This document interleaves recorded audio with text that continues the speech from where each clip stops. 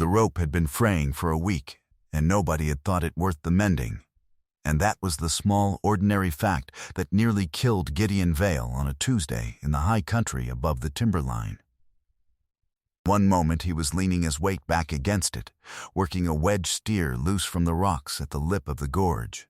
The next moment the rope was gone, and so was the ground, and Gideon Vale was 40 feet down the face of the gorge on a ledge no wider than a church pew, with his leg bent under him in a way legs do not bend, and a long red ribbon of himself running out into the cold stone, and the only living soul within 6 miles was the woman he had told, not 3 days before, that she was too big to ever be loved. She was already climbing down to him. She had her skirt knotted up in one fist, and her grandmother's knives in her apron, and her jaw set. And Gideon Vale watched her come down that cliff face toward him, and understood. Too late to be of any use to his pride. Exactly what kind of woman he had insulted. If you have ever been told you were too much to be loved by someone who later owed you their very life, stay with me, because this is the story of the word a man took back on the floor of a gorge, and the woman who was already saving him before he'd finished being sorry. Subscribe to this channel and stay with me to the end. Drop the name of your city in the comments. I want to see how far this story travels. Now let me take you back 6 weeks, to the morning she first came up the mountain to a man who had decided, before he ever met her, exactly how little she was worth. Her name was Thomasina Reed, Tess, to the 2 or 3 people in her life who had ever been gentle enough to shorten it. And she was 31 years old, and she had come up into the Colorado high country to keep house for a man she had never met, because there was no longer anywhere lower she was willing to go. She had been raised in a mining town that had used her hard. She was a big woman, had been a big girl, and in a town full of rough men and rougher opinions she had learned every shade of the cruelty the world keeps in reserve for a woman who takes up more room than it is decided she ought to. She had buried a mother, and then a father, and then any expectation that her size would ever be forgiven, and she had become, through all of it, a woman of formidable competence and a still, deep, unbreakable core. A person who had arrived, by hard roads, at a private accounting of her own worth that she no longer offered up for anyone else's correction. She had nursed in that mining town, too, there being no one else willing to sit with men crushed in cave-ins and torn up in mill accidents, and she had a gift for it. The steady hands, and the iron stomach, and the refusal to flinch, and she had set more broken bones and closed more wounds by lamplight than most frontier doctors. It was the one thing the town had been grateful for, in the grudging way of men who needed her in the night and would not nod to her in the daylight. The man she was bound for was Gideon Vale, and the stage driver who carried her to the foot of the mountain told her what the country knew of him. Vale keeps the high cabin above the Sutter Gorge. Came up there alone 3 years back, and ain't hardly come down since. He'd shaken his head. Lost his wife on that mountain. She went out in a spring melt to bring the goats in, and the snow bridge over the creek give way under her, and he found her 2 days down the water. Folks say he blames the mountain, and he blames himself, and he don't blame either one as hard as he ought to blame just the bad luck of it. He don't talk now. Last woman the agency sent up to keep his place came down inside the week. Said he never gave her a kind word, just glared and grieved. He'd looked at Tess with something like apology. He's a hard man to be around, ma'am, and I'll be honest, a man like that, gone bitter, he's apt to say a cruel thing about a woman's size just to keep her at arm's length. Don't take it harder than it's meant. It ain't really about you. But it would feel like it was about her. It always did. The Vale place sat high, where the trees gave out and the wind never fully stopped. A sound cabin gone to grief, which is a particular thing to find at the top of a mountain. The stock pens were kept and the woodpile was square, because a man can pour himself into the work that keeps him alive while letting everything gentler go to ruin. But the cabin itself had the look of a place a man only endured. There was a rocking chair by the cold hearth, a woman's chair that he had not been able to burn and could not bear to sit in. There was a shelf of small things, a hair comb, a thimble, a folded shawl gone gray with 3 years of dust that no hand had touched since the spring melt. And the kitchen told the rest the way kitchens do, the range choked with cold ash, the pantry a widower's poverty of salt pork and hardtack, and on the windowsill a clay pot with the brown skeleton of a plant in it. Some flowering thing a woman had once tended on that high windy sill, dead 3 years and never thrown out. Because to empty the pot would have been to admit she was not coming back to water it. Gideon Vale met her in the doorway and looked her over the way she had been looked over her whole life. The long, slow measure that starts at the crown and travels down. And then, because grief had made him cruel in the particular way the stage driver had warned her of, he said the thing meant to drive her off before she could cost him anything. He said the agency must be desperate, sending a woman that size up a mountain where the work was hard and the doors were narrow, and that she'd not last a week, and that it was just as well, because, and here he said the word, flat, meaning it to wound. A woman built like her was too big to be of use and too big to be looked at, and frankly too big to ever be loved, and the sooner she understood that the sooner she'd go back down where she came from. Tess Reed did not weep, and she did not leave. She had heard the front half of that sentence 10,000 times and did not need to wait for the back of it. She set down her box, a Bible, her grandmother's bone, handled knives wrapped in waxed cloth, and a crock of sourdough starter kept alive across every hard mile of her life, and she said, level, I was hired to keep your house, not to be looked at, and I'll thank you to keep your opinions of my person to yourself, as I have not asked for them, and do not want them. Show me the kitchen.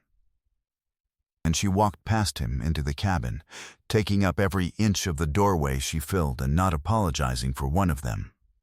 And Gideon Vale, who had expected tears or retreat, got neither, and did not know what to do with a woman who simply would not be moved.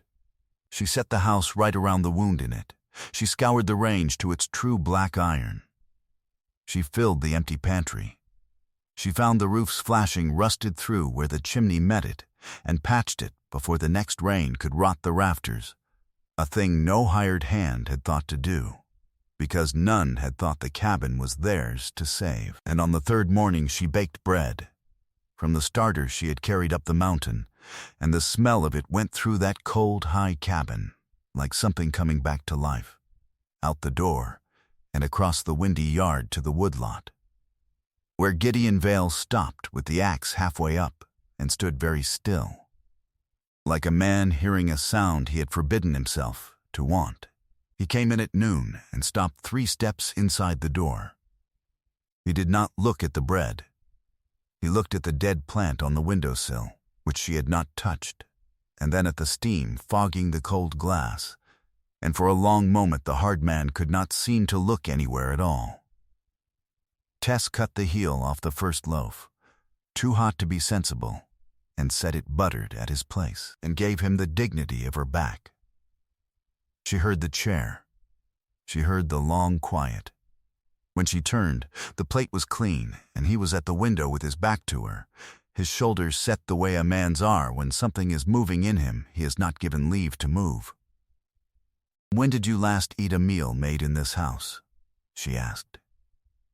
It was a while before he answered. 3 years, he said. He had not meant to say it, and she could hear that he had not, and he went back out to the woodlot fast, the way a man leaves a room when it has gotten too close to the truth. That night, after Tess had gone to her cot, she heard him on the porch, and in the morning the gap under her door that let the mountain wind in had been stuffed and battened tight, and she was warm for the first time since she'd come up, and he never said a word about it. Neither did she. It went on like that for some weeks, the cold cabin warming by slow degrees, a hard man and an immovable woman finding the wordless rhythm of shared labor. And twice she caught him watching her at her work with something on his face that was not contempt, and that he wiped off the moment he saw her see it. He did not soften in his words. The words stayed few and rough, but the gestures multiplied. He fixed the rocker she had not asked him to fix, the woman's chair, the one he could not sit in, and oiled it so it no longer cried out, and set it where the morning light fell, and said nothing, and she understood it was the hardest thing she had watched him do, and did not say so. And then he said the cruel thing one more time, and it was the last time, and he would spend a long while being sorry for it. It was over something small.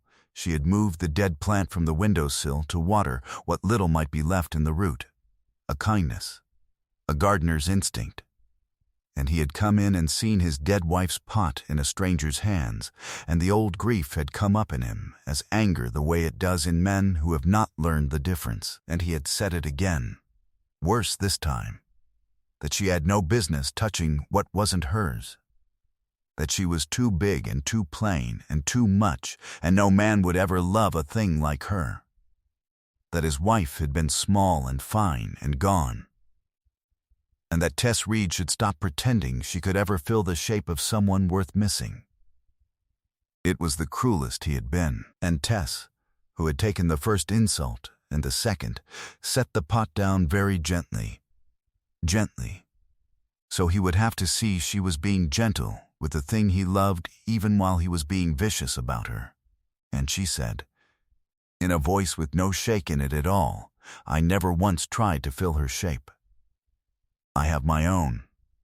It's a good deal bigger than hers, and it has never apologized to anyone. And it is not going to start with a man who's so afraid of his own grief he'd rather wound the only person who came up this mountain to help him than feel it. And she took her shawl and walked out into the cold afternoon to be away from him, up the path toward the high pasture, which is where she was when she heard the rope break and the steer scream and a man's body go over the lip of the Sutter Gorge. She did not hesitate. She did not stop to settle whether a man who had just called her unlovable was worth the risk of her own neck. She knotted up her skirt and went down the face of that gorge hand over hand, finding the holds her own weight made dangerous, and going anyway. Because there was no one else within 6 miles, and a man was bleeding to death on a ledge, and she was a woman who had never once waited to be the right size for a thing before she did it. What she found on the ledge would have stopped a doctor. The leg was broken in 2 places, and one of the breaks had come through the skin, and there was an artery torn in the thigh pumping his life out in red surges into the stone, and Gideon Vale was already going gray and cold with the loss of it. A small woman could not have done what came next. Tess Reed put the whole of her weight and the whole of her strength into the thing. She got her knee into the wound, and her 2 hands clamped on the bleeding above it, and she held the artery shut by main force. By the sheer mass and power of a body the world had spent 31 years mocking, holding back a man's death with the same arms he'd called too big to love. And when the bleeding had slowed enough to let go for a moment, she packed the wound with a clean waxed cloth from her apron and bound it tight with strips of her own torn petticoat. And she set the broken leg there on a ledge the width of a pew with her grandmother's knife and a splint of broken branch. And Gideon Vale, half conscious, made no sound but one, her name, Tess, the first time he had used it kindly. And then she did the thing that no slight woman could have done at all. She got 8 stone of broken, bleeding man up onto her own back. And she climbed that gorge face one hold at a time with his dead weight dragging at her. An hour of it, her hands bleeding and her breath gone, until she rolled him over the lip onto solid grass and lay beside him heaving, and then got straight up. Because the work was not done, and got him onto the sledge behind the mule and hauled him back to the cabin she had spent 6 weeks bringing back to life. She did not sleep for 2 days. She sat by him through the fever that came with the blood loss, changing the packing, watching the leg, spooning broth between his cracked lips. And on the second night, when the fever broke and his eyes cleared and found her sitting there exhausted and blood-stained and unmovable as the mountain itself, Gideon Vale began at last to talk. He told her about the spring melt in the snow bridge and the 2 days down the water. He told her he had stopped saying his wife's name because saying it felt like agreeing she was gone. And then he said the thing he had ridden over the edge of a gorge to finally understand. "I told you that you were too big to love," he said, his voice wrecked. "I have never in my life been more wrong about anything. You came down a cliff for a man who just told you that. You are not too big to love, Tess Reed. You are too big for a small man to deserve, and I have been the smallest man on this mountain, and I am sorry." She did not tell him it was all right, because it had not been. She did not rush to comfort him out of the size of what he'd done and what he'd said. She sat where she was, her bleeding hands wrapped in rag, and let the silence be as large as both the wound and the apology were, which was its own kind of answer, the kind that says, "I am here, and this is real, and I will not pretend either one was smaller than it was." And after a long while she said only, "I know you are." Toward dawn his hand crossed the blanket and found hers, the torn-up hand that had held his life shut on a ledge, and he held it as gently as if it were the finest thing on the mountain, which by then he had understood it was. The vindication came 3 weeks later, when Gideon Vale could stand on the mending leg and it had witnesses. Because he made sure of it. There was a cattleman's gathering down in the valley town, the first he had come to in 3 years, and the whole country was there to see the Vale recluse walk in on a cane with a big, steady woman at his side. And there was a man there named Royce Ketchum, a valley rancher with a loud mouth, who had said the unforgivable thing in the first place, for it had been Ketchum, weeks back when Tess first came through the valley, who had looked her over in the mercantile and announced to the men by the stove that the agency had sent Vale a woman too big to love, and the line had traveled up the mountain ahead of her and put the very words in a grieving man's mouth. Ketchum, seeing Vale come in with her, could not resist saying it again, loud, for the room, that Vale must have gone soft in the head up there alone. To come down squiring a woman that size, and hadn't somebody already said she was too big to? Gideon Vale did not let him finish. He had spent 3 years saying almost nothing to anyone, and the country had built a legend of his silence, and there in the crowded hall he spent his words plainly, leaning on his cane. "This woman is my wife," he said, and he had asked her in the long mending weeks, and she had said yes. So it was true in every way the word was meant to mean. 3 weeks ago I went 40 feet down the Sutter Gorge with a broke leg and an artery cut, and not one man in this room would have made it to me in time, and not one of you could have carried me out if you had. She climbed down a cliff face that would have killed a careless man, held my life shut in her 2 hands, set the bone, and carried 8 stone of me up that wall on her own back. He let the hall sit with it. I once told her she was too big to love. I'd heard it from this man, and he looked straight at Royce Ketchum, and I was fool enough and cruel enough to repeat it. So let me say the truth where the lie was told. She is exactly big enough to do what no man here could do. She is big enough to carry a grown man up a mountain, and big enough to carry a grief I couldn't carry alone. And there is not enough room in this whole valley for everything she is worth. Anybody who calls that too much had better never need saving on a mountain, because she's the only one I'd trust to come. He turned from Ketchum as though the man had ceased to exist. She stays. and the next person to measure her can answer to me. It was the most anyone in that country had heard Gideon Vale say in 3 years, and it was not long, and that was why it landed the way it did. Royce Ketchum left the hall to no one's regret, the smaller for having been answered in front of the whole valley.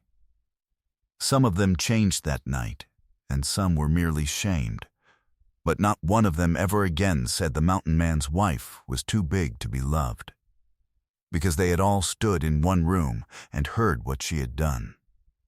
And there is no unseeing a thing like that. Spring came up the mountain late, and then all at once the snow bridges melting safe away down the creek. The dead plant on the windowsill, Tess had saved the root after all, put out a single green shoot that spring and then a second, and bloomed by summer, the first living flower on that sill in 3 years, and Gideon did not flinch to see it there. He spoke his first wife's name, easily now, having learned that a beloved name is kept by the saying of it, and lost only in the silence.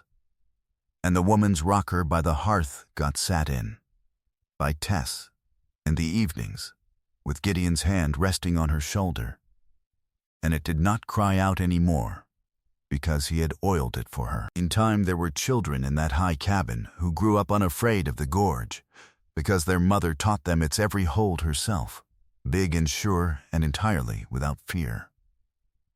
Tess Vale baked her bread every morning of her life from the starters she had carried up that mountain, and the smell of it went out the door and down the slope and into the trees, and travelers on the low road would lift their heads at it and wonder who lived so high and ate so well. The mountain was what it had always been, large and cold and older than anything either of them had lived through, taking what it took without asking leave, covering its dead under the snow and uncovering the green again each spring. But there was a warm cabin near the top of it now with a fire that did not go cold, and a woman in it who had stopped, somewhere between a cruel man's word and the floor of a gorge, asking anyone's permission to be the size she was. She had been told she was too big to love, told it twice, once in a valley and once on a mountain, by men too small to know better. She had answered it not with words but with the whole of her body and the whole of her strength, by going down a cliff for the very man who'd said it, and carrying him back up into a life he had not believed he deserved. And she had come to understand, at the end of it, the thing the title of every cruelty had always gotten backward. She had never been too big to love. She had only ever been too big for small men to love. And she had finally found one large enough in the heart to do it. And she stayed.